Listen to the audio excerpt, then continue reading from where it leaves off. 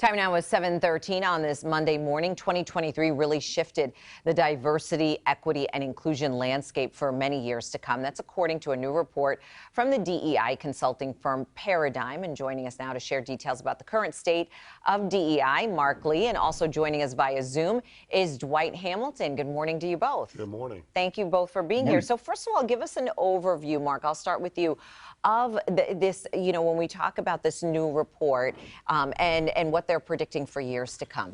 I think let's go back a few years, right after the whole George Floyd situation. DEI, diversity, equity, and inclusion, really took off, and there was a lot of momentum in that space. In fact, to the point where probably there was a 30 to 40% hiring surge of people in that space, specifically DEI, diversity, equity, and inclusion. What's happened over the years, though, the hiring has basically flattened out. And over the last couple of years, 2 to 3 years, from a business perspective, people are starting to leave that field. Those individuals who are leading DEI initiatives for major corporations, some of them have started to leave. So I think the trend, to answer your question, Sandra, is that it's still there. The question is whether or not the momentum is still there.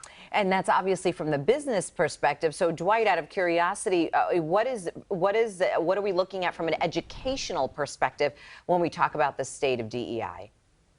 Sure. Well, one of the most pressing issues is the aftermath of the Students for Fair Admissions case that went up to the Supreme Court, but that specifically addressed the consideration of race in college admissions.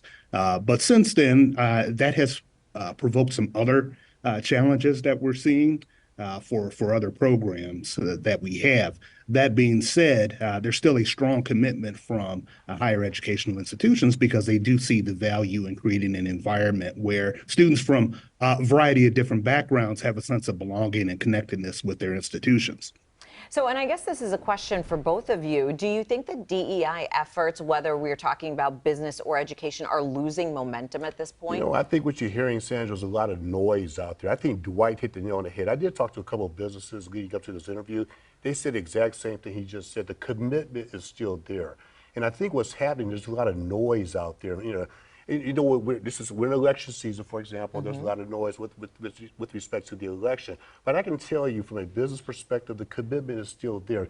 So when we say the momentum may be lost or may be losing just a little bit, remember when it first was announced, right after George Floyd, everyone was talking about it. And there was a lot of momentum. There was a lot of momentum. So we're not getting as much attention in terms of the noise out there from that perspective. But I think what's happening is that businesses are still committed. It's just that the noise level is not as loud in terms of people shouting from the rooftops. And Dwight, I'm guessing you would agree. Oh, absolutely. I think when you're looking at the situation in 2020, we were in the midst of a large national conversation regarding race and other forms of identity-based discrimination. And just like everything else, things come and go in the national media attention. But that being said, the work has continued. And so when we talk about energy and we talk about momentum, what are some of the specific challenges or possibly even barriers to sustain progress when it comes to DEI? I think there's a lot of misperceptions out there. Let me just clarify, DEI, some people are confusing it with affirmative action. It's not affirmative action. DEI is bringing people to the table, providing them with the opportunities, balancing the playing field, giving them a sense of ownership. And what we've done is we simplified it to make it race-based or whatever, based on ethnicity. That's not the case at all.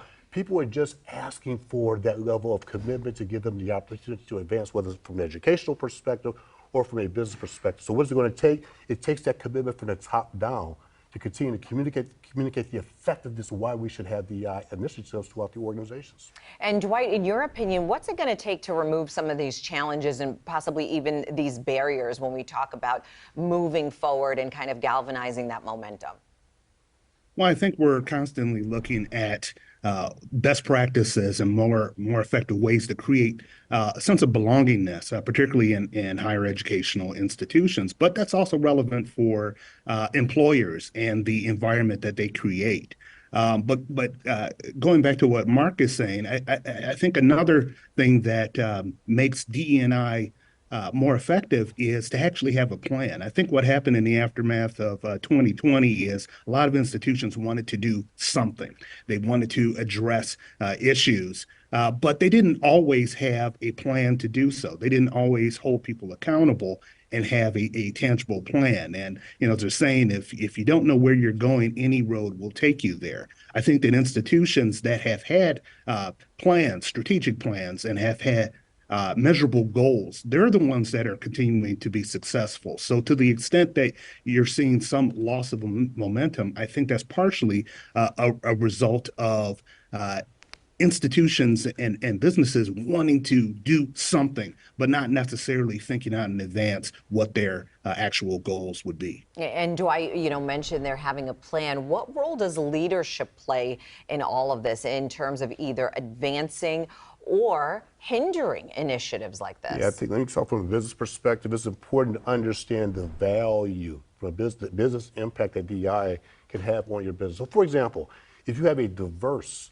leadership team, you can increase your revenue by 17%, according to the Boston Consulting Group, as opposed to have a homogeneous leadership team.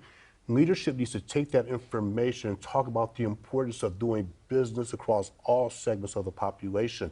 And it starts at the very top. They have to have a commitment from the talk about the business benefits from a perspective for the customers. They want to do business with people that look like them. So that commitment starts at the very top and should be pushed down, not forced down, but certainly communicated throughout the organization. Yeah, fascinating discussion. I know we're just only scratching the surface. Scratching the surface. Mark, Dwight, thank you so much for joining us both this morning. We appreciate it. Thank you.